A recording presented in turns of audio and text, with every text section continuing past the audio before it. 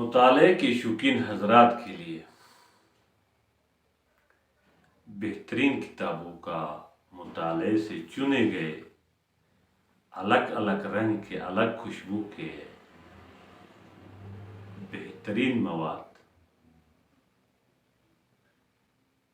کسی کے پیٹ پیچھے غیبت کرنا اس کے گوشت کھانے کے برابر کا گناہ ہے، اور اس کے سامنے اس کو تانے دینا اور اس کی برائی کرنا اس کے دل چبانے کے برابر کا گناہ ہے۔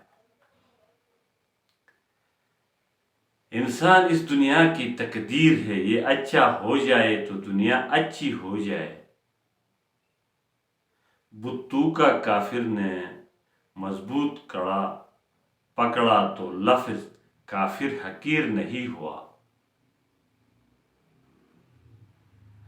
ظلام بحر میں کھو کر سنبھل جا، تڑپ جا پیچ کھا کھا کر بدل جا، نہیں ساحل تیری قسمت میں اے موج، ابھر کر جس طرف چاہے نکل جا۔ دل کے تڑپ والوں کو اللہ جل جلالہ دل میں روشنی ڈال دیتا ہے۔ وَيَهْدِي إِلَيْهِ مَن يُنِيبُ، بے شک اللہ جل جلالہ نے قسم قسم کے انسانوں کو پیدا کیا ہے۔ لَقَدْ خَلَقْنَا الْإِنسَانَ مِن تَفَاوُتٍ، حال کال اور چال تینوں قسم کی گداگری حرام ہے۔ ڈپریشن ہونے سے کل کی مشکلات آسان نہیں ہو جاتی بلکہ آج کا سکون چلا جاتا ہے۔ حضرت علی رضی اللہ تعالیٰ عنہ نے فرمایا، کسی کے سامنے اپنے صفائی پیش نہ کرو، کیونکہ جسے تم پر یقین ہے اسے ضرورت ہی نہیں، اور جسے تم پر یقین نہیں وہ مانے گا نہیں۔ اور پریشانی خاموش رہنے سے کم اور صبر کرنے سے ختم اور شکر کرنے سے خوشی میں بدل جاتی ہے۔ خوشی میں بدل جاتی ہے۔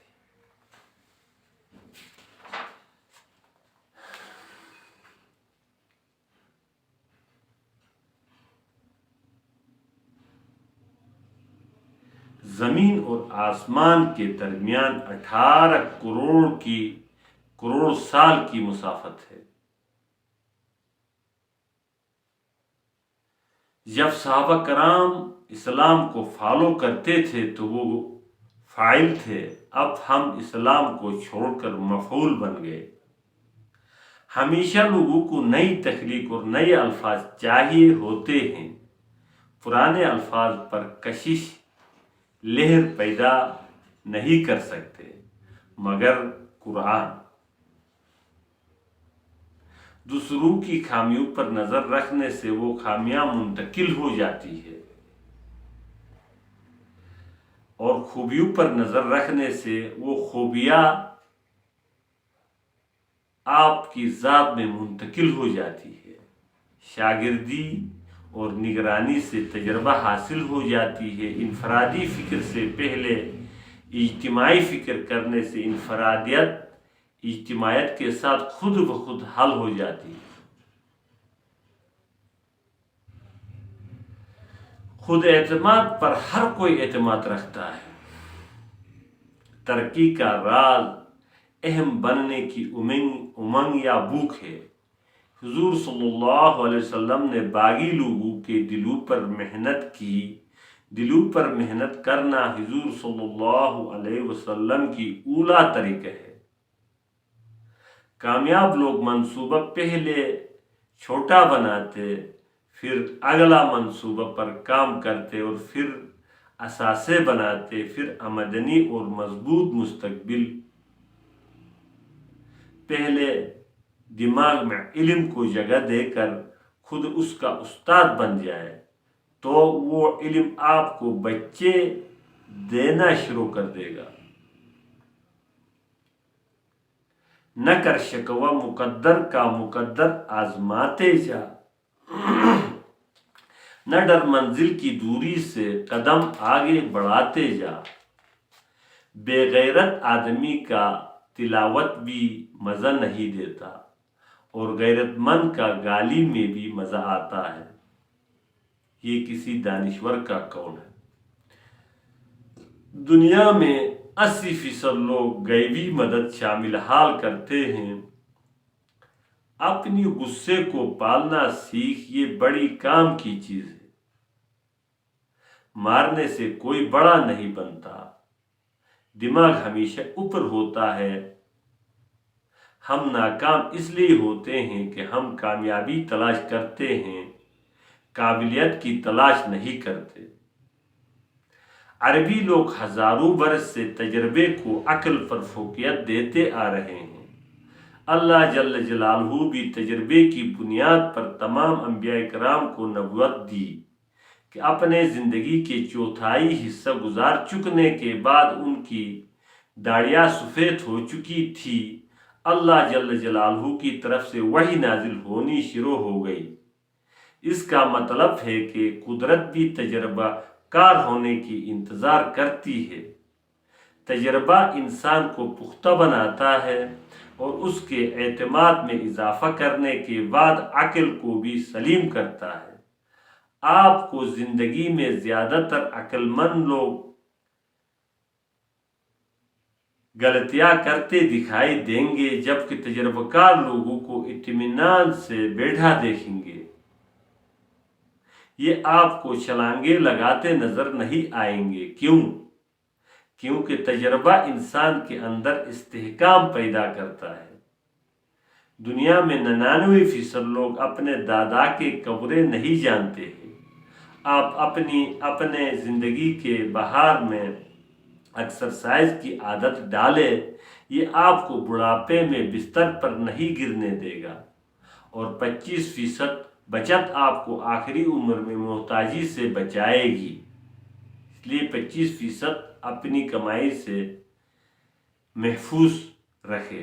تحقیق سے ثابت ہوا ہے کہ بے جا تنقید شخصیت کو متاثر کرتی ہے۔ صرف 1% لوگ تنقید کو مثبت لیتے ہیں، جبکہ 99% نسل ذہنی اذیت کا شکار ہو رہی ہے۔ جبکہ تنقید میں بھی مثبت پہلو ہونا چاہیے کہ سامنے والے کو محسوس ہو کہ اس کے کام کو اہمیت دی گئی ہے اور تنقید کے ذریعے سے سراہا گیا ہے۔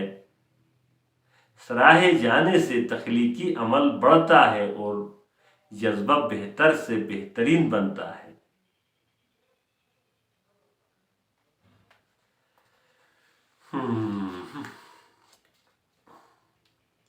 حوصلہ یوں کا باہر اندر سے اور اندر باہر سے دل نشین ہوتا ہے، اور گفتگو سے پرکشش الفاظ ایسے نکلتے ہیں جیسے مشین گن سے گولیاں۔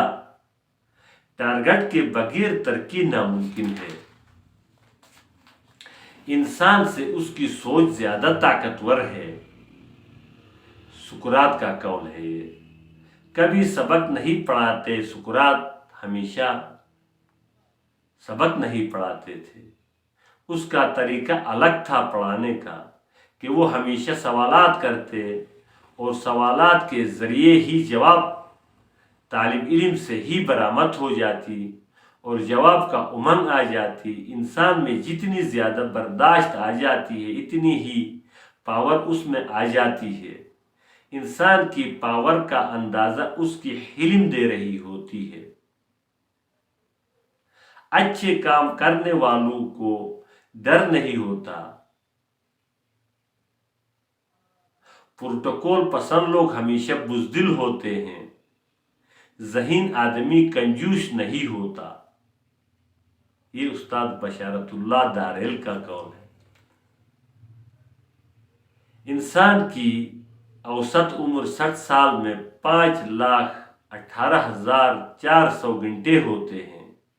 یہ کل اثاثہ ہم کنفیوژن کی نظر کرتے ہیں۔ ابتدائی 10 برس کے 86,400 گھنٹے کا تو وقت کی احساس نہیں ہوتا، اور 4,32,000 گھنٹے جب وقت کا احساس ہوتا ہے تو کنفیوژن حل کرتے کرتے دنیا سے چلے جاتے ہیں۔ زندگی میں ایسی مشین تلاش نہیں کر پاتے جو ان گھنٹوں کو دگنے کر دے، اور زندگی رہے چلی جاتی ہے۔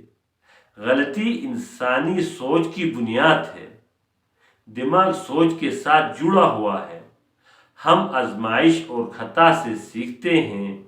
خدا نے انسانی عقل کو خطا پذیر بنایا ہے۔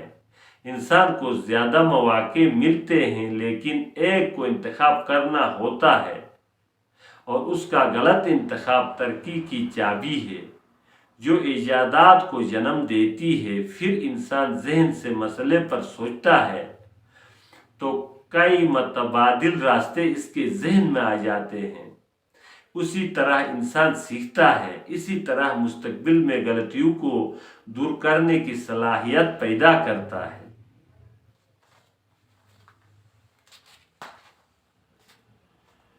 ہر انسان ایک مخصوص علم رکھتا ہے، اور ہر شے میں ایک مخصوص لذت ہوتی ہے، اور ہر آواز میں ایک زبان ہوتی ہے جس کے ذریعے وہ بولتا ہے۔ انسانوں کی شناخت اور نفسیات کی سمجھ ایک بہترین علم ہے جس کے ذریعے آپ آگے نکل سکتے ہیں۔ زبان بلا بھی ہے اور کلا بھی۔ 24 گھنٹے کا فرض ایمان ہے، اس لیے حضور صلی اللہ علیہ وسلم صحابہ کرام کو ایمان تازہ کرنے کا حکم فرماتے تھے۔ شرک کا دوا دعوت اور کبر کا دوا سلام کرنا ہے، اور ماحول کے بغیر انسان بدل نہیں سکتا۔ عقل کے سب محتاج ہے، اور عقل تجربے کا محتاج ہے۔ جو کام نہیں کر سکتے ہو اسے ضرور کرو، کیونکہ غلطی کرنے سے فکر پیدا ہوتا ہے، اور فکر سے عقل آ جاتی ہے، اور پھر تجربہ آ جاتا ہے۔ صبر کا مفہوم شجاعت، قناعت اور عفت ہے۔ قرآن میں 70 سے زیادہ صبر کا لفظ استعمال ہوا ہے۔ انسان دل جس چیز کو دے اسی کا بندہ ہو جاتا ہے۔ اگر ہمت کرے پھر کیا نہیں انسان کے بس میں، یہ ہے کم ہمتی جو بے بسی معلوم ہوتی ہے۔ مشکل کو مشغلہ سمجھنا راز ہے منزل کراس کرنے والی۔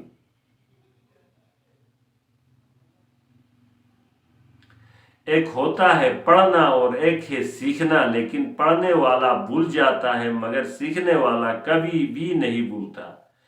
جیسے موٹر چلانا سیکھا اور موٹر چلانا پڑھا، تو پڑھنے سے تو کوئی کام نہیں ہونا، سیکھنے سے عمر بھر کام ہوتا ہے۔ دماغ میں اتنی طاقت ہوتی ہے کہ آپ کہیں بھی بیٹھ کر دور شخص کو بلا سکتے ہیں۔ اپنے آواز کو بلند نہیں بلکہ اپنے دلیل کو بلند رکھو۔ پھر بادل کے گرجنے سے نہیں برسنے سے کھلتے ہیں۔ پھول جو ہے بادل کے گرجنے سے نہیں برسنے سے کھلتے ہیں۔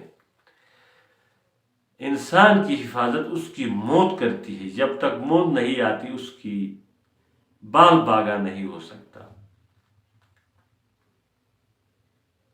خواہش جتنی شدید ہوگی کامیابی اتنی ہی غیر معمولی ہوگی۔ جنونی ہوئے بغیر مقصد حاصل نہیں ہو جاتی۔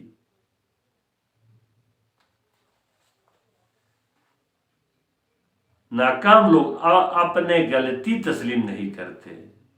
آپ اپنے تصور، خیالات اور کردار پر کنٹرول کر سکتے ہو۔ آج کی دنیا میں 95% لوگ بے مقصد زندگی گزارتے ہیں۔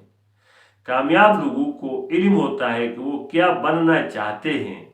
تقدیر کے معنی اندازہ کے ہیں۔ مکمل اقتدار مکمل خرابیوں کا باعث بنتا ہے۔ خوف اور لالچ انسان کو کنٹرول کرنے والے سانچے ہیں، جبکہ خوف اور لالچ سے آزاد انسان آزادی سے زندگی گزار رہا ہوتا ہے۔ اپنی تخلیق سے مہک آتی ہے، نقل سے نہیں۔ جو نقل کرتے ہیں ان کی کوئی خوشبو نہیں ہوتی۔ انسان فطرتاً تنوع پسند ہے، ایک ہی قسم سے بیزاری کا اظہار کرتا ہے اور یکسانیت سے اکتاتا ہے۔ انسانیت کی معراج یہی ہے کہ وہ تمام انسانوں کو عیوب سے بالاتر ہو کر انسانیت کی نظر سے دیکھے۔ جب ہمارا رویہ ٹھیک ہوگا تو رویہ علم سے بڑی چیز ہے۔ بعض مواقع میں علم ہماری مدد سے قاصر ہوتی ہے، لیکن رویہ تلخ معاملات کو سلجھانے میں مدد کر سکتا ہے۔ رویہ میں تبدیلی ہی کو تعلیم کہا جاتا ہے۔ تعلیم تب واقع ہو سکتی ہے جب علم، مہارت اور رویہ میں تبدیلی آئے۔ انسان اپنی فطرت میں ہی کمزور پیدا کیا گیا ہے۔ بہت کم لوگ انسانیت کی معراج کو پہنچتے ہیں۔ مخلوقات میں کوئی بھی عیب سے پاک نہیں۔ عیب سے پاک صرف اللہ جل جلالہ کی ذات ہے، اور وہ ہستیاں ہیں جو برگزیدہ ہو کر گزرے ہیں۔ اصل زندگی اچھی کتابیں، اچھے دوست اور پرسکون نیند ہے۔ سایہ ساتھ نہیں چھوڑتا اور آئینہ جھوٹ نہیں بولتا۔ نماز میں دل اور تنہائی میں سوچ اور محفل میں زبان سنبھالے۔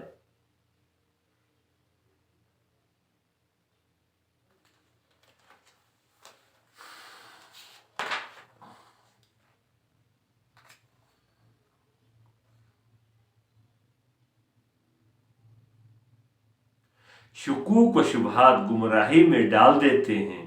جب بھی دل تمہارے اختیار میں آ جائے تو شبہات کو نچوڑ دے اور مسائل پر غور کر لے، مگر حیرت میں نہ پڑنا اور نہ برابری سے بھٹکنا چاہے۔ حقیقت کا طالب تاریکی میں ہاتھ پاؤں نہیں مارتا اور نہ غلط الجھنوں اور بحثوں میں پڑتا ہے۔ مصائب وہ الارم اور ترقی کے لیے آتے ہیں۔ انسان کو نعمتیں بھی ملتی ہیں اور آزمائشیں بھی۔ اگر کوئی بات تمہاری سمجھ میں نہ آئے تو اس کا انکار نہ کرنا، بلکہ اسے اپنی نافہمی خیال کر کے غور و فکر کرنا، کیونکہ تم پہلے پیدا ہوئے تھے تو کچھ نہیں جانتے تھے، پھر بتدریج تم سیکھتے گئے اور ابھی نہیں معلوم کتنی باتیں ہیں جن کا تمہیں ادراک نہیں۔ ان میں تمہاری عقل حیران رہ جاتی ہے۔ تفکر اور تدبر اور توفیق الہی ادراک اور علم سے نوازتے ہیں۔ پس تمہاری وابستگی ذات الہی سے مستحکم رہنی چاہیے۔ اللہ جل جلالہ کے بارے میں محمد صلی اللہ علیہ وسلم جیسی تعلیم کسی نے نہیں دی۔ آپ صلی اللہ علیہ وسلم کی ذات کو اپنا رہبر و رہنما بناؤ اور انہی کو نجات کا وسیلہ سمجھو۔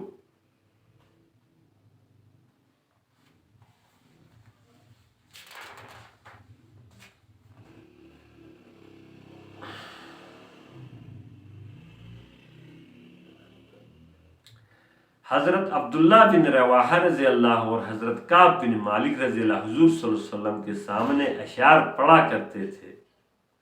حضرت عباس رضی اللہ تعالیٰ عنہ جب مسلمان ہوئے تو اپنے اسلام کو چھپاتے ہوئے تھے اور مشرکین کی خبروں کو حضور صلی اللہ علیہ وسلم کی طرف لکھا کرتے تھے۔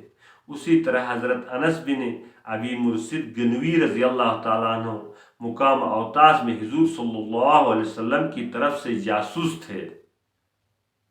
فتح بدر کی خوشخبری سنانے کے لیے عبداللہ بن رواحہ رضی اللہ کو بھیجا گیا۔ انصاب عرب کے بارے میں ابو بکر رضی اللہ تعالیٰ عنہ کو بڑے معلومات تھے۔ اس علم پر حضور صلی اللہ علیہ وسلم بڑے خوش ہوتے تھے۔ بحوالہ حیات الصحابہ جلد اول صفحہ نمبر 129 دیکھ سکتے ہیں۔ اللہ جل جلالہ کے دین کو لے کر وہی کھڑا ہو سکتا ہے جو دین کی ہر جانب سے حفاظت کرے۔ حضور صلی اللہ علیہ وسلم فرماتے کہ اہل فارس کی بیٹیاں اللہ جل جلالہ تمہارے بچھونا بنا دے گا اور تم کو ان کا ملک و مال کا مالک بنا دے گا۔ بنو ربیہ مسلمان نہیں ہوئے تھے کہ فارس والوں سے کراکر مقام پر جنگ ہوئی تو بنو ربیہ نے محمد صلی اللہ علیہ وسلم کے نام کو اپنا شعار اور خاص نشانی بنا لیا، جس کی وجہ سے انہیں فتح ہوئی۔ اس کے بعد وہ اسلام میں داخل ہوئے۔ محمد صلی اللہ علیہ وسلم اپنے قبیلوں میں عرب کے قریش سے اپنے حفاظت کرنے کی اور دین پھیلانے کی بار بار کہتے، مگر یہ سعادت قبیلے اوس اور خزرج یثرب کے رہنے والوں کے نصیب میں ہوئی۔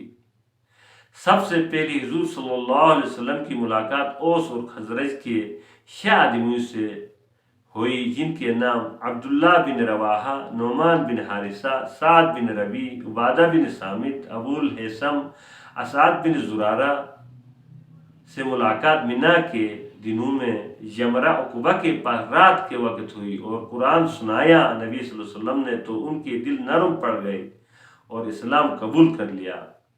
حضور صلی اللہ علیہ وسلم نے اپنے چاچا عباس رضی اللہ عنہ سے کہا کہ اوس اور خزرج نے میری تصدیق کی اور وہ مجھے اپنے علاقے میں لے جائیں گے۔ عباس رضی اللہ عنہ نے کہا میں ان سے عہد لینا چاہتا ہوں۔ پھر ان سے عہد لیا اور کہا تمہارے پڑوس میں یہودی ہیں جو ان کے دشمن ہے اور تم وہاں لے جا کر ان کو دھوکہ نہیں دو گے۔ اس پر اسعد بن زرارہ رضی اللہ عنہ نے حضور صلی اللہ علیہ وسلم سے اجازت لے کر عباس رضی اللہ کو جواب میں کہا ہم دین کے معاملے میں دور اور قریب کے رشتے و تعلقات سب ختم کر دیں گے۔ جہاں ہم رہتے ہیں وہاں ہماری بڑی عزت ہے، ہمارا مضبوط جتھا ہے، وہاں ہماری سب چیزیں محفوظ ہے۔ آپ صلی اللہ علیہ وسلم نے ہم کو دعوت دی کہ ہم آپ کو سردار بنا لیں۔ یہ سخت گھاٹی ہے لیکن ہم نے اس بات کو قبول کر لیا۔ ہم نے آپ کے تمام معاہدوں کو دل و جان سے قبول کر لیا ہے اور زبان سے اقرار ہے اور انہیں پورا کرنے میں اپنی ساری طاقت خرچ کریں گے۔ آپ صلی اللہ علیہ وسلم جو کچھ لائے ہیں اس پر ہم ایمان لا رہے ہیں۔ اب معرفت خداوندی ہمارے دلوں میں پیوست ہو گئی ہے۔ ان تمام باتوں پر ہم آپ صلی اللہ علیہ وسلم سے بیعت ہوتے ہیں اور اللہ ہی سے مدد مانگتے ہیں اور آپ صلی اللہ علیہ وسلم کی جان بچانے کے لیے اپنے جانیں دیں گے۔ مزید اسعد بن زرارہ رضی اللہ عنہ عباس رضی اللہ عنہ کی طرف چہرہ کر کے کہا آپ کے بھتیجے آپ کو محبوب ہے تو ہم نے بھی اپنے تمام رشتے تعلقات ان کی خاطر توڑ لیے ہیں، لہٰذا آپ جو عہد لینا چاہتے ہیں لے لیں، کیونکہ زرارہ کو عباس رضی اللہ عنہ کی وہ بات گراں گزری کہ وہاں لے جا کر دھوکہ تو نہیں دیں گے۔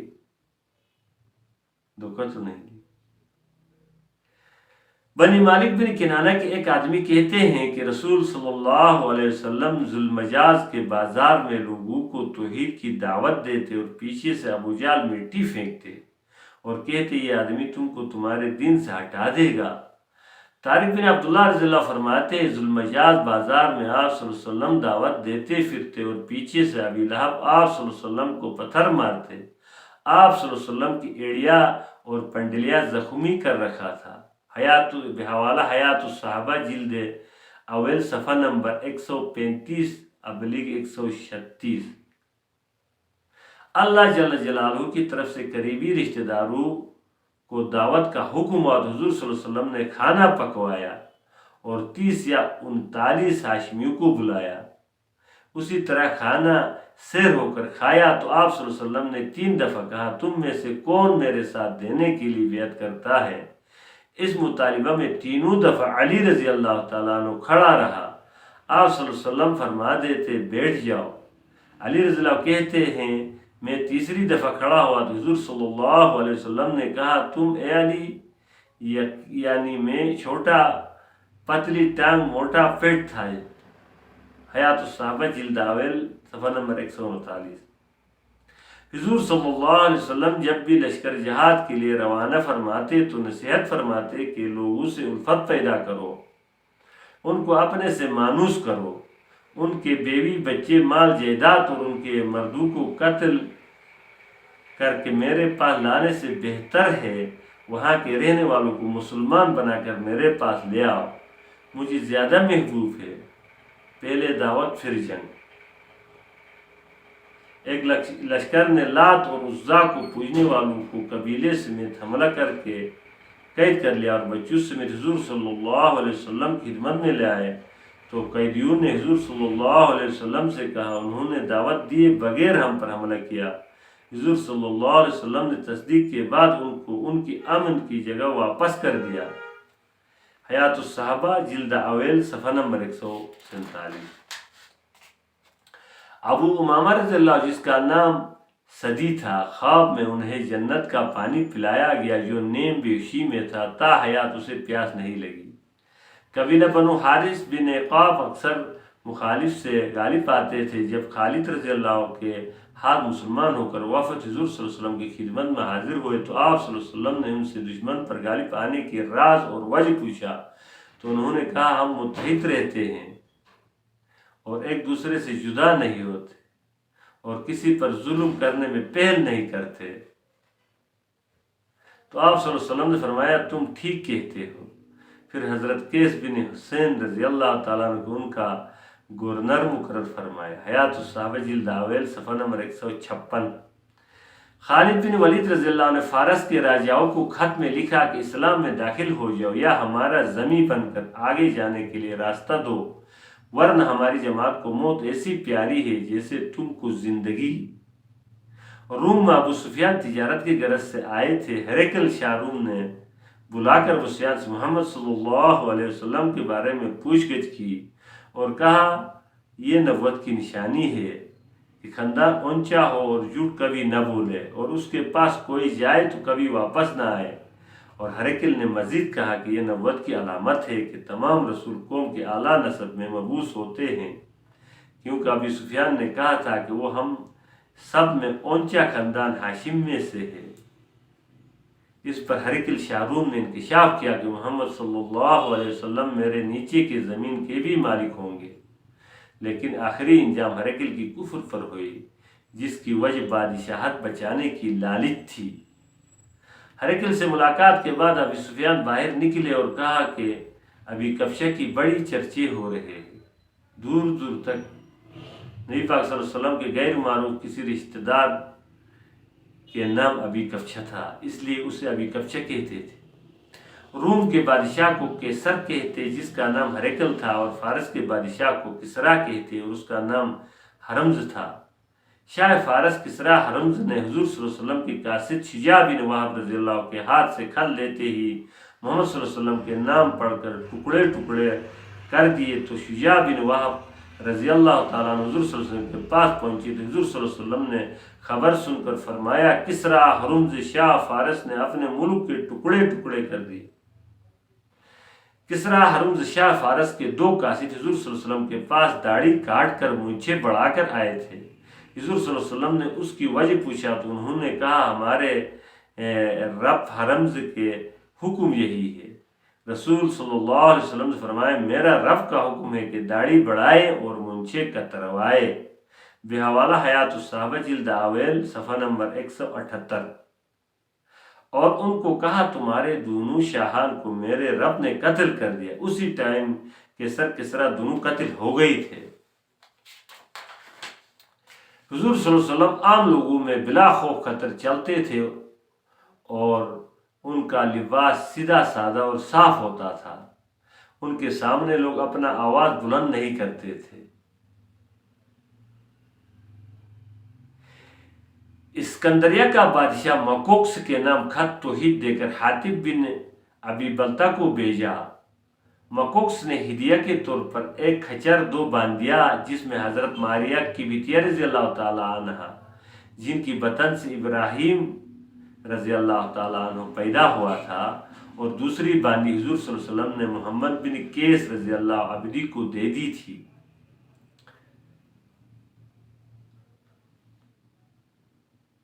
حضرت زید بن شونہ رضی اللہ یہودی عالم تھے۔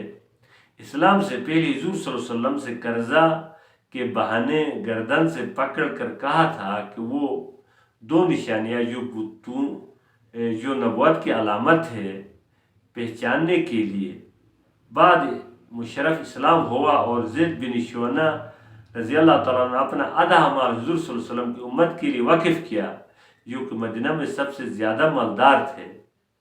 ساری امت کا لفظ بتایا تو عمر رضی اللہ عنہ نے کہا بعض کہو بال، تمہیں ساری امت کو دینے کی گنجائش نہیں۔ پھر کہا زید بن شونہ رضی اللہ عنہ نے بعض کے لیے وقف ہے، اس نے اپنی جائیداد وقف کر دی اور غزوہ تبوک تک غزوات میں شریک ہوا، اور زید بن شونہ غزوہ تبوک کی طرف بڑھتے ہوئے وفات پائے۔ فتح مکہ سے پہلے خالد کے بھائی ولید بن ولید عمرہ قضا کے بعد خالد بن ولید کو خط لکھا، جس کا مفہوم بسم اللہ الرحمن الرحیم کے بعد ابھی تک تمہارے اسلام لانے کی راہ نہیں بنی، اس سے زیادہ عجیب بات میں نے کوئی نہیں دیکھی، حالانکہ تم بہت عقل مند ہو، اسلام جیسے مذہب سے بھی کوئی ناواقف رہ سکتا ہے؟ حضور صلی اللہ علیہ وسلم نے مجھ سے تمہارے بارے میں پوچھا تھا کہ خالد کہاں ہے؟ میں نے کہا اللہ جل جلالہ ان کو ضرور لے آئیں گے۔ آپ صلی اللہ علیہ وسلم نے فرمایا خالد جیسا آدمی بھی اب تک اسلام سے ناواقف ہے، اگر وہ اپنی ساری قوت اور محنت مسلمانوں کے ساتھ لگا دیتے تو بہتر ہوتا اور ہم ان کو دوسروں سے آگے رکھتے۔ اے میرے بھائی، خیر کے بہت سے مواقع تم نے گنوا دیے ہیں، اب تو ان کی تلافی کر لو۔ حضرت عروہ بن مسعود رضی اللہ بنو ثقیف کے لیے دعوت دینے گئے اور اونچی بالا خانوں میں ساری قوم کے سامنے دعوت دی تو ہر طرف سے بنو ثقیف نے تیر چلا کر شہید کیا۔ حضور صلی اللہ علیہ وسلم نے یاسین میں حبیب نجار جیسا کہا، عروہ حبیب نجار جیسا مثال ہوا تھا۔ بعد از بنو ثقیف کی وفد حضور صلی اللہ علیہ وسلم سے اسلام لانے کی غرض سے آئے اور 4 شرط بتائے کہ ہم جہاد، زکوٰۃ، نماز نہیں کریں گے اور امیر ہمارے قبیلے کے ہوں گے۔ حضور صلی اللہ علیہ وسلم نے 3 شرط منظور کیا اور نماز پڑھنی پڑے گی، دین میں کوئی خیر نہیں ہے جس میں رکوع نہ ہو۔ حضور صلی اللہ علیہ وسلم نے فرمایا اسلام لانے کے بعد جہاد، زکوٰۃ یہ دیں گے، کیونکہ اس کو علم تھا نبی پاک صلی اللہ علیہ وسلم کو۔ ابو بکر رضی اللہ تعالیٰ عنہ کی دعوت پر زبیر بن عوام رضی اللہ، عثمان بن عفان رضی اللہ، طلحہ بن عبیدہ رضی اللہ، سعد بن ابی وقاص رضی اللہ، عبد الرحمن بن عوف رضی اللہ مسلمان ہوئے تھے۔ یہ بڑے بڑے چوٹی کے صحابہ ابو بکر رضی اللہ کی دعوت پر مسلمان ہوئے۔ ابو بکر رضی اللہ تعالیٰ عنہ نیک تاجر تھے، قریش کے نسب نامے کو اور ان کے اچھے برے حالات کو سب سے زیادہ جانتے تھے۔ آپ رضی اللہ کی وسیع معلومات اور کاروباری تجربے اور جیسے بہت سے امور کی وجہ سے لوگ آپ سے الفت رکھتے تھے۔ لوگ دور دور سے آپ کے پاس آیا کرتے تھے اور معلومات و تجربے اور اعتماد حاصل کرتے تھے۔ صحابہ کرام کی اہم اور متفقہ صفت نمازوں سے عشق و اہتمام تھی۔ حضور صلی اللہ علیہ وسلم قریش کے سرداروں کو فرماتے کہ کلمہ طیبہ پڑھو، کیسر یعنی شاہ روم ہرقل اور کسریٰ شاہ فارس روم سے تمہاری غلامی کریں گے۔ اس کا مطلب یہ ہوا کہ آگے کے فائدے دکھائے بغیر کوئی تحریک قوت میں نہیں آ سکتی، آگے کے فائدے دکھائے بغیر کوئی تحریک قوت میں نہیں آ سکتی۔ اس لیے آپ صلی اللہ علیہ وسلم بھی محنت کا ثمرہ اور مستقبل کو دکھاؤ تحریک ایمان کے لیے ضروری عمل ہے۔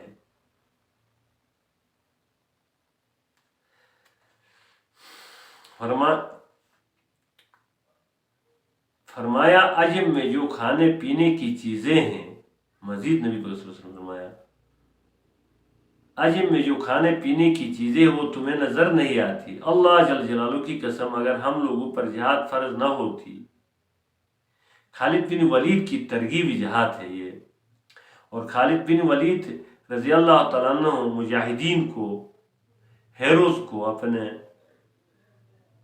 ترغیب دیتے ہوئے فرماتے تھے کہ عجم میں جو کھانے پینے کی چیزیں وہ تمہیں نظر نہیں آتی، اللہ کی قسم اگر ہم لوگوں پر جہاد فرض نہ ہوتی اور اسلام کی دعوت دینا لازم نہ ہوتا اور صرف کھانے کمانے ہی ہمارے سامنے ہوتا تو بھی میری رائے یہی تھی کہ ہم جنگ کر کے اس سرسبز علاقہ کو حاصل کر لیں۔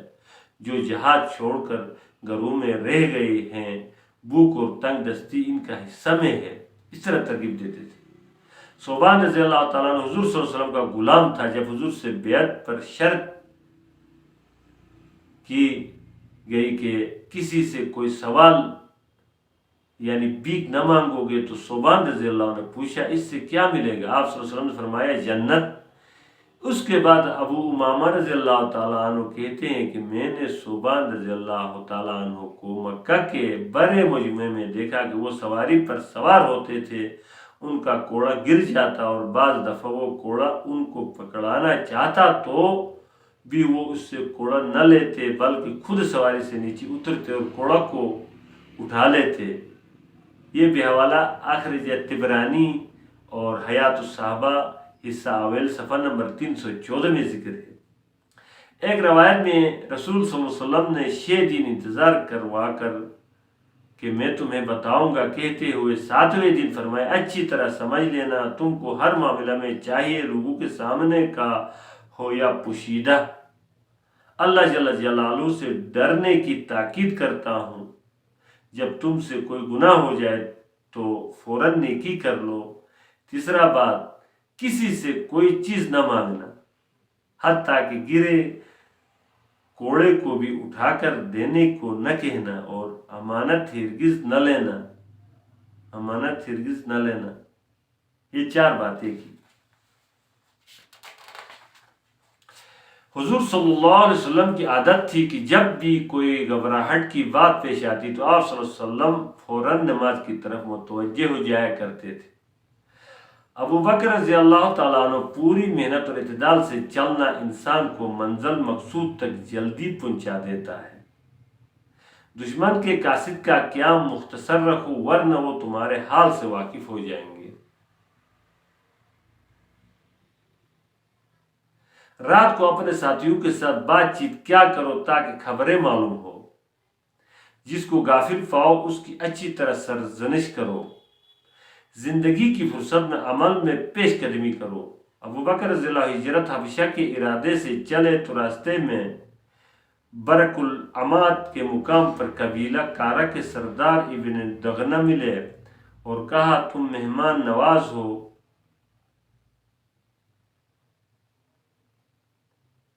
نایاب چیزیں حاصل کر کے لوگوں کو دیتے ہو، میں تمہیں پناہ دیتا ہوں۔ ابو بکر رضی اللہ تعالیٰ عنہ کو مزید ترغیب جہاد، جو بات تمہاری سمجھ میں نہ آئے اسے اللہ کے حوالے کرو اور اپنے فائدے کے لیے اچھے عمل پہلے سے کر رکھو، کل یہی ذخیرہ تمہارے پاس ہوگا۔ ہجرت مدینہ میں حضور صلی اللہ علیہ وسلم ابو بکر کے گھر گئے اور کہا مجھے ہجرت کی اجازت ملی ہے، تو ابو بکر رضی اللہ عنہ نے کہا میں بھی آپ کے ساتھ آؤں گا۔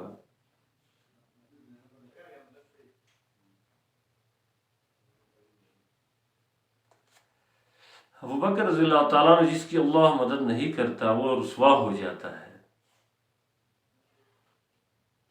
اور جس کو اللہ معاف نہیں کرتا وہ مصائب میں مبتلا ہو جاتا ہے۔ ابو بکر رضی اللہ اور نبی صلی اللہ علیہ وسلم مدینہ پہنچی تو استقبال والے ابو بکر رضی اللہ کو مسافت زیادہ کرنے لگے۔ جب دھوپ چڑھی تو ابو بکر رضی اللہ حضور صلی اللہ علیہ وسلم پر چھتری کرنے لگے تو سمجھ گئے کہ حضور صلی اللہ علیہ وسلم یہی ہے۔ قول ابو بکر، وہ راحت نہیں جس کے بعد جہنم ہو، وہ تکلیف نہیں جس کے بعد جنت ہو۔ اس قول میں کوئی خیر نہیں جس میں اللہ کی رضا مقصود نہ ہو۔ اس آدمی میں کوئی خیر نہیں جس کی نادانی اس کی بربادی پر غالب ہو۔ اس آدمی میں بھی خیر نہیں جو اللہ کے معاملے میں ملامت سے ڈرے۔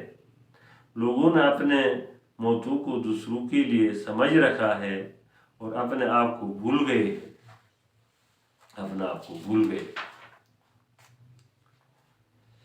عمر رضی اللہ کے اقوال، ہم اللہ کی رضا چھوڑ کر کوئی دوسری چیز اختیار نہیں کر سکتے۔ ندامت ایک دن گھر سے بغیر کھانے چلا جائے، ندامت سال بھر کی زراعت کا وقت غفلت میں گزر جائے، ندامت عمر بھر کی جب بیوی سے موافقت نہ ہو، ندامت عبدی کے اللہ جل جلالہ ناخوش ہو۔ عربی میں سمجھ پیدا کرو، سرداری حاصل کرنے سے پہلے سمجھ حاصل کرو۔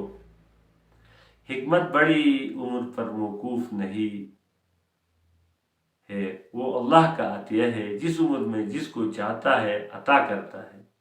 اگر 3 باتیں نہ ہوتی تو میں مرنے کی تمنا کرتا۔ نمبر 1 پیدل اللہ کی راہ میں چلنا، نمبر 2 سجدے میں اپنی پیشانی اللہ کے سامنے رکھنا، نمبر 3 ایسے لوگوں کے پاس بیٹھنا جو عمدہ باتوں کو ایسے چنتے ہیں جیسے عمدہ کھجوریں چنی جاتی ہیں۔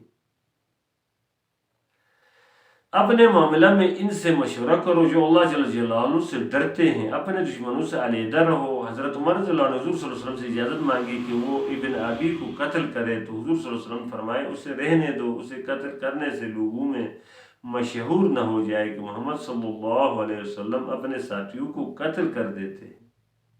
اپنی امیج بنانی، تاثرات اچھے دینا دنیا کو، یہ بھی نبی کا سنت ہے۔ ناشکری سے زیادہ نعمت سے محروم کرنے والی کوئی چیز نہیں۔ شکر کرنے سے نعمت بدل جانے سے محفوظ ہو جاتی ہے اور اضافہ ہو جاتا ہے۔ دشمن کے پر نہیں سر پر حملہ کرنے کا مشورہ عمر رضی اللہ کو ایک ایرانی سپہ سالار جو مسلمان ہوا تھا نے سکھایا۔ حضور صلی اللہ علیہ وسلم جب دین کی ابتدا میں لڑائی کا ابتدا نہ فرماتے تو لڑائی کو مؤخر کر دیتے یہاں تک کہ سورج ڈل جاتا۔ عمر رضی اللہ تعالیٰ عنہ فرماتے تم میں سے وہ آدمی کامیاب رہا جو خواہش پر چلنے، غصہ میں آنے اور لالچ میں پڑنے سے محفوظ رہا۔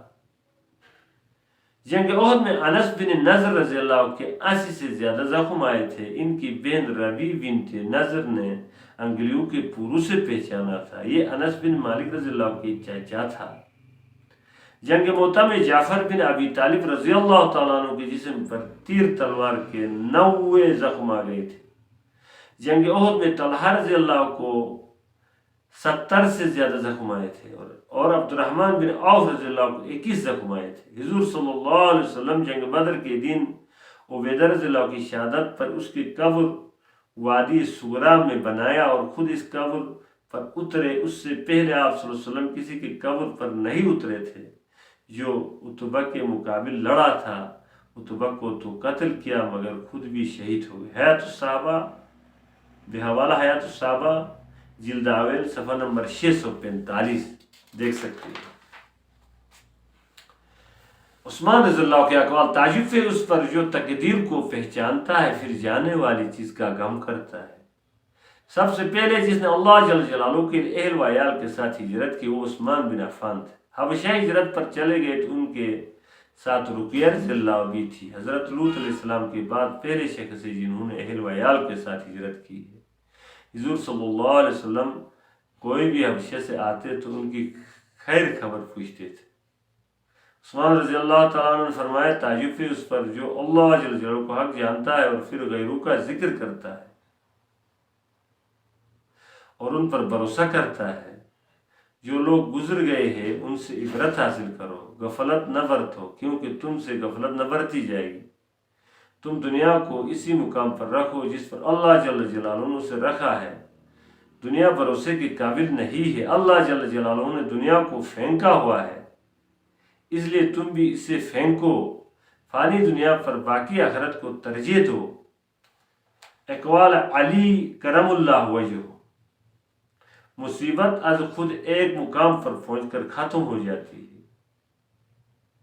مدت سے پہلے اسے دھکیلنے کی کوشش اپنے ساتھ اور مصائب لے آتی ہے۔ مدت سے پہلے مصیبت کو دھکیلنے کی کوشش اپنے ساتھ اور مصیبت لے آتی ہے۔ عقل مند کو چاہے مصیبت کے حالات میں صبر کرے۔ مصیبت از خود ایک مقام پر پہنچ کر ختم ہو جاتی ہے۔ لمبی عمر اللہ جل جلالہ کی نعمتوں کی خوشی کو دور کرتی اور تمہاری نظروں میں ان کو حقیر بنا دیتی ہے۔ لمبی امیدوں سے پرہیز کرو۔ صحابہ رضی اللہ انبیاء کرام کے بعد افضل اس لیے تھے کہ وہ دنیا سے بے رغبت اور آخرت کے مشتاق تھے۔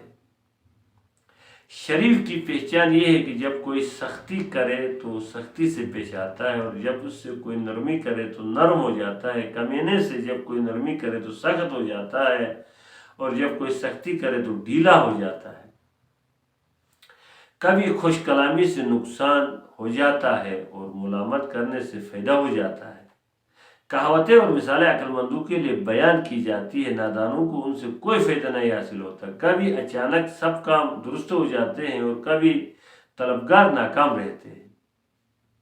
جو شخص چھوٹی مصیبتوں کو بڑا سمجھتا ہے اللہ جل جلالہ اس کو بڑی مصیبتوں میں مبتلا کر دیتا ہے۔ جو شخص اقوال میں حیا رکھتا ہے وہ اپنے افعال میں بھی اس سے دور نہیں ہوتا۔ جو شخص اپنے بیت محفوظ رکھنے سے عاجز ہوتا ہے وہ دوسروں کا راز محفوظ رکھنے سے نہایت عاجز ہوتا ہے۔ اہل بصیرت کے لیے ہر ایک نگاہ میں عبرت اور ہر ایک تجربے میں نصیحت ہے۔ اپنی جان پر حد سے زیادہ سختی بھی نہ کر اور ایسا بھی نہ ہو کہ ہمت ہار کر بیٹھا جائے۔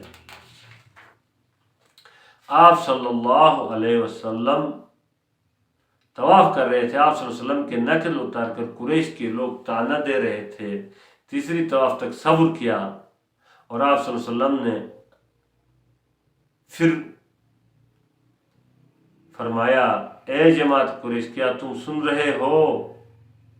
رعب سے، اللہ جل جلالہ کی قسم جس کے قبضے میں میری جان ہے، میں تم کو ذبح کرنا آیا ہوں، میں تم کو ذبح کرنا آیا ہوں۔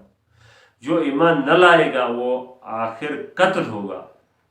آپ صلی اللہ علیہ وسلم کی اس ڈائلاگ پر ان پر ایسی خوف طاری ہوئی کہ جو زیادہ نقل اتار کر طعنہ دے رہے تھے وہ بھی یوں کہنے لگے، اے ابو القاسم، آپ بلائی کے ساتھ جائے، آپ تو نادان آدمی نہیں ہے۔ حیات الصحابہ جلد اویل صفحہ نمبر 344 344۔ بقول علی رضی اللہ تعالیٰ عنہ، جو شخص اپنی بیداری سے مدد نہیں لیتا وہ محافظوں کی نگہبانی سے فائدہ نہیں اٹھا سکتا۔ جو شخص اپنی قدر آپ نہیں کرتا دوسرا شخص بھی اس کی قدر نہیں کرتا۔ ہر ایک بات میں ہاں سے ہاں ملانا منافقوں کی خصلت اور ہر ایک بات میں اختلاف کرنا باعث عداوت ہے۔ دوست سے دھوکہ کھانے اور دشمن سے مغلوب ہونے سے بچا رہو۔ جب کسی کام میں اللہ کی حکمت معلوم نہ ہو تو اپنے خیالات کو آگے نہ بڑھا۔ جب تو کمزوروں کو کچھ دے نہیں سکتا تو ان کے ساتھ رحمت اور مہربانی سے پیش آ۔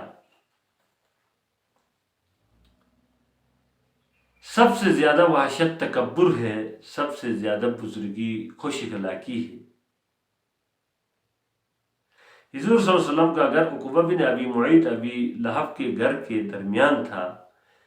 جب بھی آپ صلی اللہ علیہ وسلم گھر واپس آتے تو دروازے پر اجڑی خون اور گندگی وغیرہ پاتے۔ اپنے کمان کے کنارے سے ان سب کو ہٹاتے جاتے اور فرماتے، اے قریش کی جماعت، یہ پڑوسی کے ساتھ بہت برا سلوک ہے۔ عقبہ بن ابی معیط نے ابو جہل کے اکسانے پر حضور صلی اللہ علیہ وسلم کی حالت سجدے میں اونٹ کی اجڑی کندھوں پر ڈالی۔ اتنے میں آپ صلی اللہ علیہ وسلم کی بیٹی فاطمہ رضی اللہ تعالیٰ عنہ آئی اور اتاری قریش کی طرف متوجہ ہو کر برا بلا کہنے لگ گئے۔ حضور صلی اللہ علیہ وسلم نے سجدہ پورا کیا اور نماز سے فارغ ہو کر بددعا کہ اے اللہ قریش کی پکڑ فرما، عتبہ، عقبہ، ابو جہل اور شیبہ کی پکڑ فرما، اور مسجد حرام سے باہر تشریف لے گئے۔ راستے میں آپ صلی اللہ علیہ وسلم کو ابو بختری ملا اور حضور صلی اللہ علیہ وسلم کو پریشان دیکھ کر پوچھا، آپ صلی اللہ علیہ وسلم کو کیا ہوا؟ آپ صلی اللہ علیہ وسلم نے فرمایا، مجھے جانے دو۔ اس نے کہا، میں آپ صلی اللہ علیہ وسلم کو نہیں چھوڑوں گا جب آپ صلی اللہ علیہ وسلم نے سارا مجرب نہ بتایا۔ تو ابو بختری حضور صلی اللہ علیہ وسلم کو ساتھ لے کر مسجد حرام آ کر ابو جہل کو کوڑا سخت زور سے سر پر مارا۔ آپس میں ہاتھا پائی ہونے پر ابو جہل نے چلایا، تم لوگوں کو نہ سو، اس سے محمد صلی اللہ علیہ وسلم کو فائدہ ہوگا۔ بخاری میں یہ بھی ہے کہ اجڑی ڈالنے کے بعد وہ لوگ زور سے ہنسنے لگے۔ موت آنے سے پہلے ہلکے پھلکے رہو، اگلے لوگ پچھلے لوگوں کا انتظار کر رہے ہیں۔ یہ قول بھی علی رضی اللہ عنہ کا ہے۔ قرآن کا علم سیکھنے سے اخلاق بلند اور معاملات میں پاکیزگی آ جاتی ہے۔ رسول صلی اللہ علیہ وسلم کی چچا ابی طالب کی وفات کے بعد قریش نے سختیاں بڑھا دی تو آپ صلی اللہ علیہ وسلم بنو ثقیف قبیلہ کے پاس اس امید پر گئے کہ وہ ان کی مدد کرے، لیکن طائف کے تینوں سردار بایو، یالیل، حبیب اور مسعود یہ عامر کے بیٹے تھے۔ انہوں نے الٹا سارے قبیلوں کے بدماشوں کو جمع کر کے مذاق اڑانے اور تکلیف پہنچانے پر لگا دیے۔ جب ان سے چھٹکارا پایا تو آپ صلی اللہ علیہ وسلم قدم مبارک سے خون بہ رہا تھا۔ آپ صلی اللہ علیہ وسلم کسی انسان کا درجہ اس سے کم نہیں سمجھتے تھے، ہر ایک کو دعوت دیا کرتے تھے، ہر ایک کو دعوت دیا کرتے۔ آدمی صرف اپنا آپ کو پہچان کر ہی نجات پا سکتا ہے، یہ بھی علی رضی اللہ کا قول ہے۔ غیر مسلم زمینوں سے مسافر نہ کرو، سلام میں پہل نہ کرو، راستہ کے تنگ حصے میں چلنے پر مجبور کرو، انہیں چھوٹا بنا کر رکھو جیسے انہیں چھوٹا بنایا ہے، یہ بھی علی رضی اللہ کا قول تھا۔ آسمان سے اندازے کے فصلے اترتے ہیں بارش کی طرح، یہ بھی علی رضی اللہ کا قول تھا۔ بحوالہ حیات الصحابہ جلد اویل صفحہ نمبر 313۔ میں حضور صلی اللہ علیہ وسلم نے بیعت ہونے کے لیے چند صحابہ کو 3 مرتبہ کہا تو انہوں نے پوچھا ہم بیعت ہو چکے ہیں، اب ہم کس چیز پر بیعت ہوں؟ تو آپ صلی اللہ علیہ وسلم فرمائے اللہ کی عبادت کرو گے، اس کے ساتھ شریک نہ کرو گے، 5 نمازیں پڑھو گے، اور ایک جملہ آہستہ سے فرمایا کہ لوگوں سے کوئی چیز نہ مانگو گے، بھیک نہ مانگو گے۔ بقول علی رضی اللہ تعالیٰ عنہ، دین کی سمجھ دلوں کی بہار ہے اور دلوں کی شافے ہے۔ حضور صلی اللہ علیہ وسلم کو غزوہ احد کو احد میں مشرکون نے گھیرا تو آپ صلی اللہ علیہ وسلم کے ساتھ 7 انصار اور 1 مہاجر قریشی طلحہ تھے۔ حضور صلی اللہ علیہ وسلم طلحہ سے فرمائے تم جیسے ہو رہو۔ جب یہ 7 انصار شہید ہوئے ایک ایک ہو کر تو حضور صلی اللہ علیہ وسلم کو بچاتے ہوئے آخر میں طلحہ رضی اللہ کو اجازت دے دی۔ طلحہ رضی اللہ تعالیٰ نے سب کے برابر لڑے۔ جب ان کے ہاتھوں کے پورے زخمی ہو گئے تو یعنی کہا ہائی ہس کہا تو آپ صلی اللہ علیہ وسلم نے فرمایا تم بسم اللہ کہتے تو فرشتے تمہیں اوپر اٹھا لیتے اور تمہیں لے کر آسمان میں داخل ہو جاتے اور لوگ تمہیں دیکھ رہے ہوتے۔ پھر حضور صلی اللہ علیہ وسلم پہاڑی پر چڑھ کر وہاں پہنچے۔ صحابہ کرام جمع تھے، جہاں یہ بھی حیات الصحابہ جلد اویل صفحہ نمبر 659۔ ایک غزوہ ذات الرقاع یعنی چتھڑو کو پاؤں میں باندھنے والی غزوہ، جہاں 6 آدمی کو ایک اونٹ ملا کرتا تھا، پیدل چلتے تھے باری باری۔ رسول صلی اللہ علیہ وسلم بیٹھ کر نماز پڑھ رہے تھے۔ ابو ہریرہ رضی اللہ نے پوچھا تو آپ صلی اللہ علیہ وسلم فرمایا بھوک کی وجہ سے۔ یہ سن کر ابو ہریرہ رو پڑے تو آپ صلی اللہ علیہ وسلم فرمایا مت رو، دنیا میں آدمی ثواب کی نیت سے بھوک برداشت کرے گا، قیامت میں حساب میں سختی نہیں کی جائے گی۔ حیات الصحابہ جلد اویل صفحہ نمبر 395۔ عائشہ رضی اللہ تعالیٰ عنہ فرماتی ہیں حضور صلی اللہ علیہ وسلم کے جانے کے بعد سب سے پہلے جو مصیبت پیدا ہوئی وہ پیٹ بھر کر کھانا۔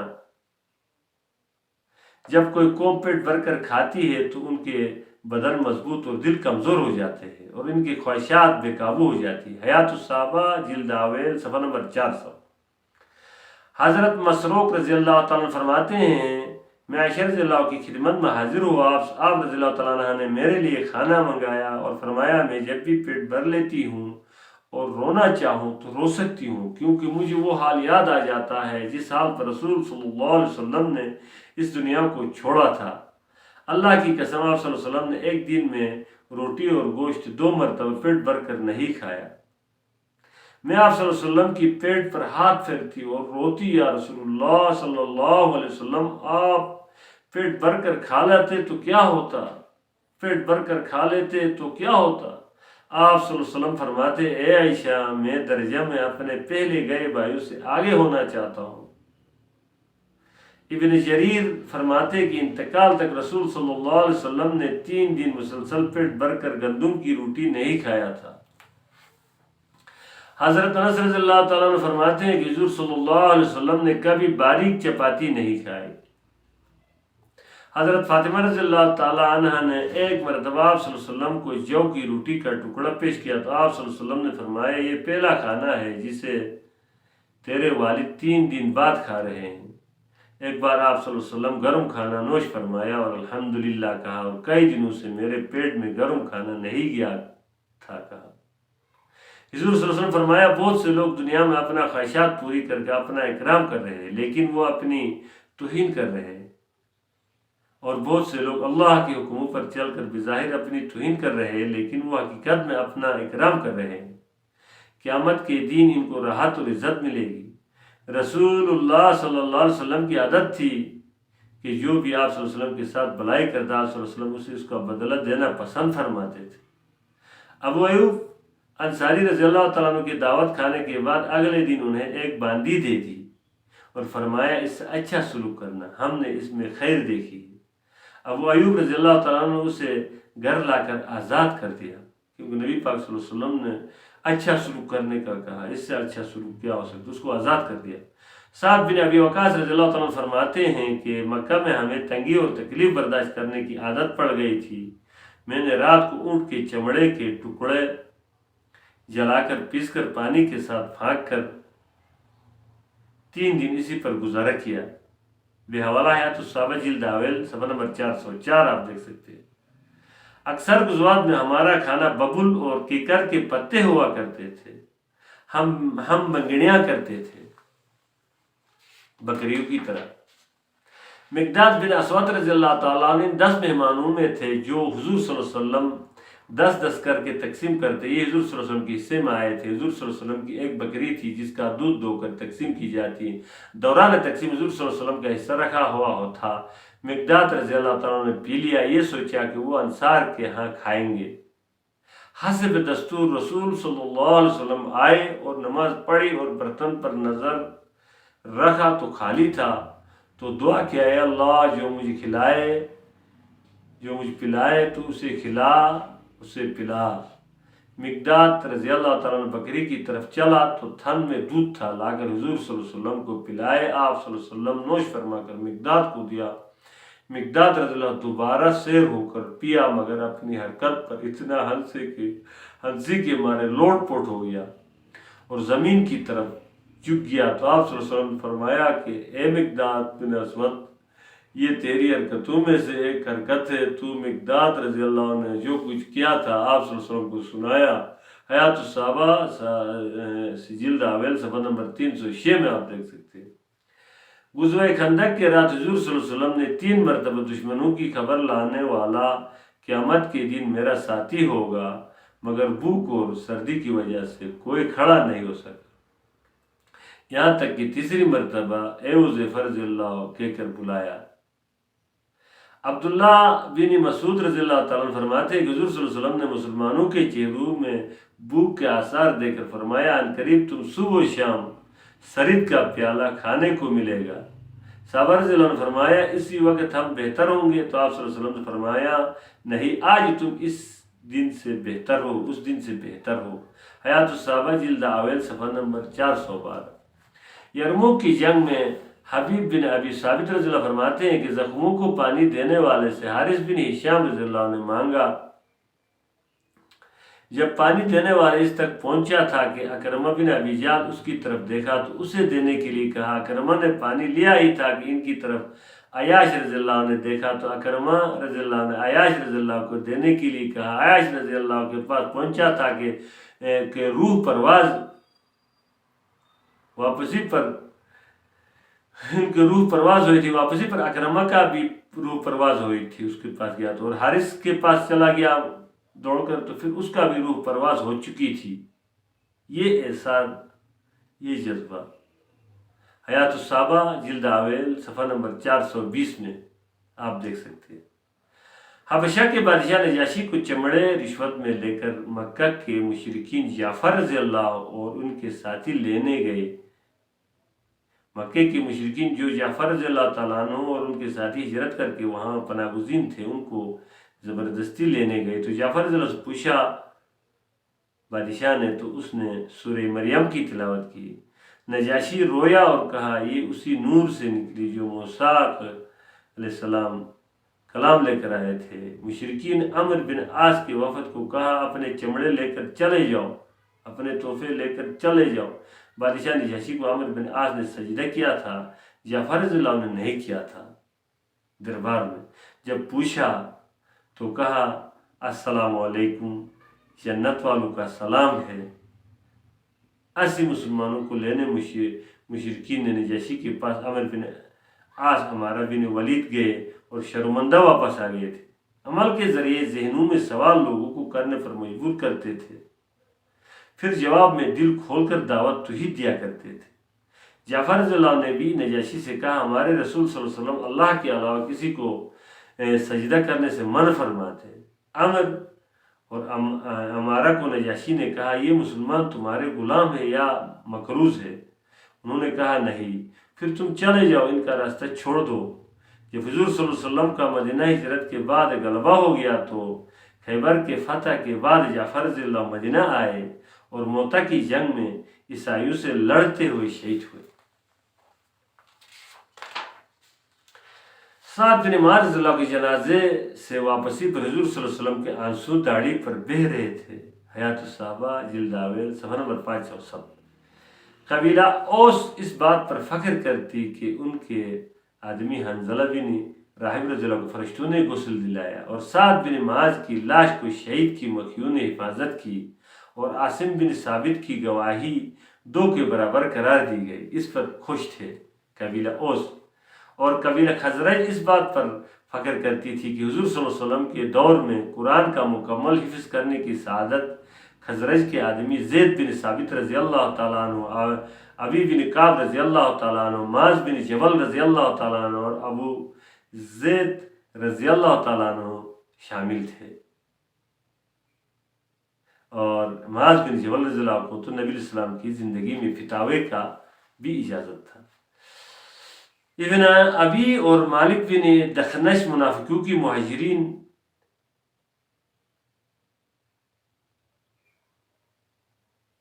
پر عمر رضی اللہ اور اسید رضی اللہ نے قتل کرنے کی اجازت مانگی۔ ابن ابی جو تھا اور مالک بن دخنس یہ منافقوں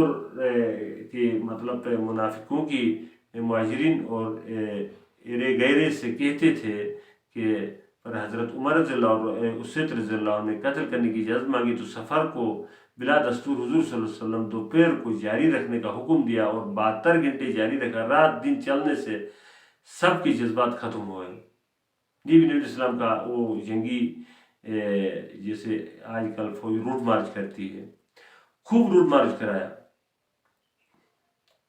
یہ ابن ابی اور مالک بن دخنس ان کی جو ایک منافقی ایک سسٹم چل رہی تھی اس میں تو وہ صحابہ کی وہ واپسی پر ایک جھگڑے کا بنیاد بنی، تو نبی پاک صلی اللہ علیہ وسلم سفر کو بلا دستور جاری رکھنے کا کہا اور 72 گھنٹے کہیں بھی ریسٹ کرنے نہیں دیا۔ جو لوگوں کی عیب جوئی میں لگ جاتا ہے اس کا غم لمبا ہو جاتا ہے، یہ ابو درداء رضی اللہ کا قول ہے۔ روح اللہ جل جلالہ کا ایک خیال ہے، روح جو ہے یہ اللہ جل جلالہ کا خیال ہے۔ عربی شعر کا ترجمہ: اللہ جل جلالہ کی ڈر نہ ہوتی جس کی مثل کوئی شے نہیں، تو میرے چرپائی کے تمام کنارے حرکت کر رہے ہوتے، مجھے نیند نہیں آتی، رات لمبی پڑ گئی کیونکہ میرا محبوب نہیں ہے جس میں کھیلوں۔ یہ شعر پڑھ رہی تھی ایک عورت، عمر رضی اللہ تعالیٰ عنہ گشت کر رہے تھے۔ اس پر عمر رضی اللہ عنہ نے اپنی بیٹی حفصہ رضی اللہ سے واپس آ کر انٹرویو لیا اور کہا اللہ جل جلالہ حق بات بتانے سے نہیں شرماتا، اے حفصہ رضی اللہ تعالیٰ عنہ تو بتا۔ تو حفصہ رضی اللہ تعالیٰ عنہ نے کہا کہ عورت 4 ماہ کے بعد مرد کے مشتاق ہو جاتی ہے اور 4 ماہ تک برداشت کر سکتی ہے، اس کے بعد تمام فوج کو، تمام مجاہدین کو، تمام اپنے ہیروز کو 3 مہینے سے زیادہ تشکیل پر واپسی، 3 مہینے پورے ہونے کے بعد گھر واپسی کا قانون عمر رضی اللہ عنہ نے بنایا تھا۔ صحابہ کرام کو نماز اپنی اولاد سے زیادہ محبوب تھی۔ عبداللہ بن انیس رضی اللہ تعالیٰ نے کسی کافر کے قتل کرنے جا رہے تھے اور عصر کی نماز چلتے بھی جا رہے تھے اور اشارہ سے رکوع اور سجدہ بھی کرتا جا رہا تھا۔ یہ حیات الصحابہ جلد اول صفحہ نمبر 615 میں آپ دیکھ سکتے ہیں۔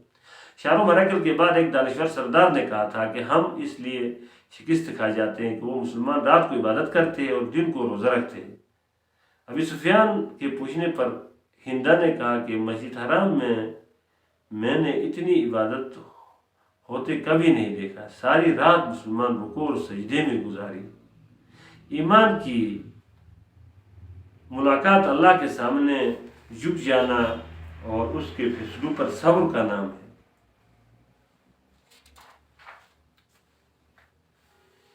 بے صبری اور خوف سے علیحدہ رہو، رب نے جو مقرر کر دیا ہے وہ ضرور ہو کر رہے گا، یہ ابو سفیان رضی اللہ کا قول ہے۔ اپنے ساتھیوں کے ساتھ اولو العزم لوگوں کا ساتھ صبر کرو، یہ بھی ابو سفیان کا قول ہے۔ حنین جنگ میں انصار سے خطاب علیحدہ کر کے رسول صلی اللہ علیہ وسلم نے کہا تھا تو سب رو رہے تھے۔ حضور صلی اللہ علیہ وسلم نے فرمایا لوگ مال موشی لے کر جائیں، تم رسول اللہ صلی اللہ علیہ وسلم کو لے کر جائیں۔ اس بات پر انصار سب رو رہے تھے۔ ابو ایوب انصاری رضی اللہ معاویہ رضی اللہ کے پاس گیا تو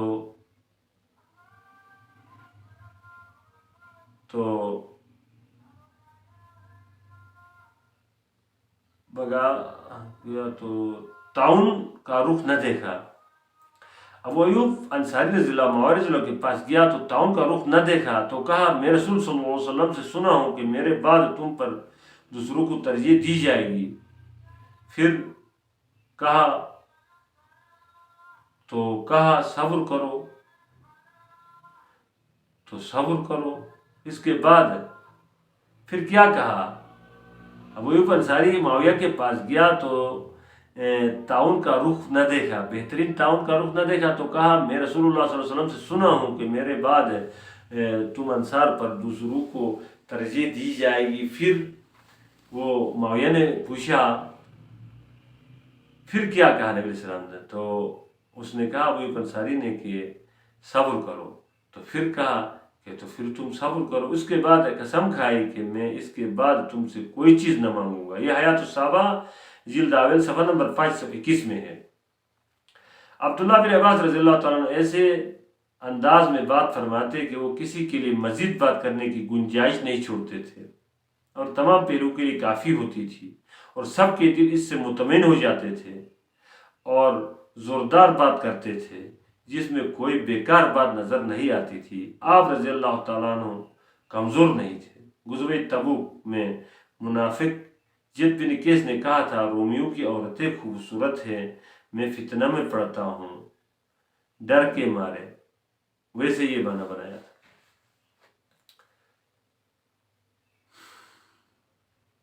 दुश्मन से लड़ने से मौत करीब नहीं आ जाती, बुज़दिल के दुनिया व आखिरत दोनों बर्बाद हो जाती है। ये साद बिन अबी वक़ास का कौल है।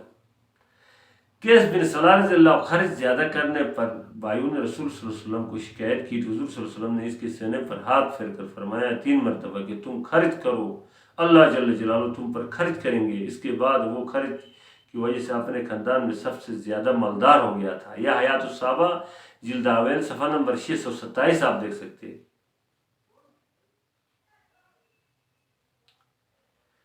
हिम्मतों को कवि और इरादों को मजबूत रखो, सब्र वाले हमेशा गालिब होते हैं। खालिद बिन वलीद का डायलॉग। हज़रत उमर रज़ियल्लाहु अन्हु ने हिजरतुल ऐलान किया जिससे शैतान इसलिए डरता था कि वो जान हथेली पर रखते थे।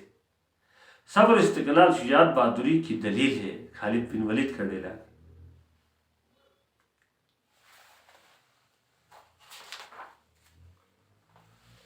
उम्मे सलीम रज़ियल्लाहु तआला अन्हा फरमाती हैं कि अंसार की औरतें हुज़ूर सल्लल्लाहु अलैहि वसल्लम के साथ गुज़वा में जाया करती थी और ये औरतें ज़ख्मों को मरहम पट्टी और पानी पिलाया करती थी। जंग ओहद में आयशा रज़ियल्लाहु तआला अन्हा और उम्मे सलमा रज़ियल्लाहु तआला अन्हा दौड़ती और मशकीज़ें भर कर पानी लाती और ज़ख्मी लोगों के मुंह में पानी डालती। हज़रत अनस रज़ियल्लाहु से रवायत है और बेहवाला हयातुस्सहाबा जिल्द अव्वल सफ़ा नंबर 753 753। हज़रत उम्मे अमारा रज़ियल्लाहु तआला अन्हा जिसका नाम नसीबा बिन्त काब ओहद के दिन एक घोड़े पर सवार मुशरिक को कत्ल किया और उमर रज़ियल्लाहु फरमाते हैं कि मैं हुज़ूर सल्लल्लाहु अलैहि वसल्लम सुना है कि ओहद के दिन में दाएं बाएं जिस तरफ भी मुँह करता तो उम्मे अमारा नसीबा बिन्त काब बचाने के लिए इस तरफ लड़ती हुई नजर आती। बेहवाला अखरज अल वाकिदी और हयातुस्सहाबा जिल्द अव्वल सफ़ा नंबर 755 755। और सफ़िया रज़ियल्लाहु तआला अन्हा बिन अब्दुल मुत्तलिब ने ग़ज़वा खंदक के दिन यहूदी को कत्ल किया। इस्मा बिन्त यजीद बिन सकन ने जंग यरमुक में 9 रूमी काफिर कत्ल की थी। 9 रूमी। अस्मा बिन्त यजीद। साद बिन अबी वक़ास के भाई उमैर रज़ियल्लाहु छोटे थे। हुज़ूर सल्लल्लाहु अलैहि वसल्लम ने वापस किया तो रोने लगे और जंग ओहद में शामिल हुए।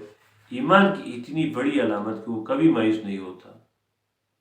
ईमान की जो बड़ी अलामत है ये सबसे थी कि तेरे अंदर ईमान है नहीं है, आपने अल्ट्रासाउंड करना है तो आप देख ले कि आप अगर मायूस होते तो ईमान नहीं है, मायूस नहीं होते तो आपके अंदर ईमान की जड़ें मजबूत है। ईमान और मायूसी ये जम नहीं हो सकते। रुस्तुम से गुफ्तगू के दौरान मुगीरा रज़ियल्लाहु ने बोला, तमाम इंसान आदम अलैहिस्सलाम की औलाद माँ बाप शरीक भाई भाई है। मुगीरा रज़ियल्लाहु ने पहले यर्दजरद के पास अपनी जहलियत की तज़हीक की, बाद में खोल कर इस्लाम पेश किया।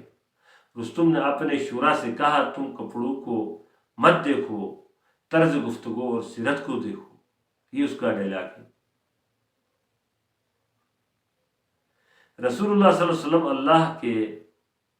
وسلم رسول اللہ کے چہرے پر جہاد کا زخم لگا ہوا تھا. نبی صلی اللہ علیہ وسلم 27 مرتبہ جہاد پر نکلے تھے.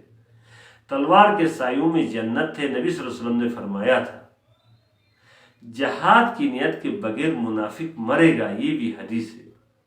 یہ مطالعہ میرا 30 اپریل 2014 حیات الصحابہ جلد اول کا آپ کو اپلوڈ کیا. والسلام.